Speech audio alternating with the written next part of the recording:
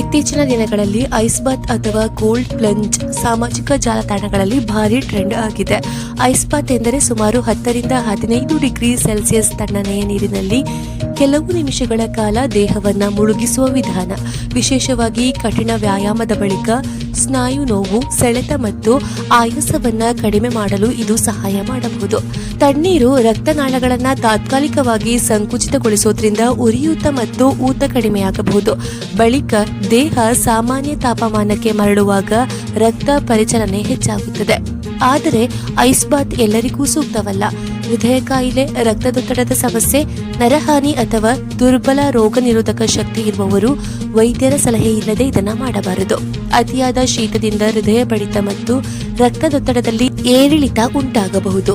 ಸೆಲೆಬ್ರಿಟಿಗಳನ್ನ ನೋಡಿ ಮನೆಯಲ್ಲಿ ತಕ್ಷಣ ಪ್ರಯೋಗಿಸುವ ಬದಲು ತಜ್ಞರ ಮಾರ್ಗದರ್ಶನದಲ್ಲಿ ನಿಧಾನವಾಗಿ ಆರಂಭಿಸುವುದು ಸುರಕ್ಷಿತ. ವಿಶೇಷವಾಗಿ ಆರೋಗ್ಯ ಸಮಸ್ಯೆ ಇರುವವರು ವೈದ್ಯಕೀಯ ಮೇಲ್ವಿಚಾರಣೆಯಲ್ಲೇ ಐಸ್ ಥೆರಪಿ ಮಾಡುವುದು ಉತ್ತಮ.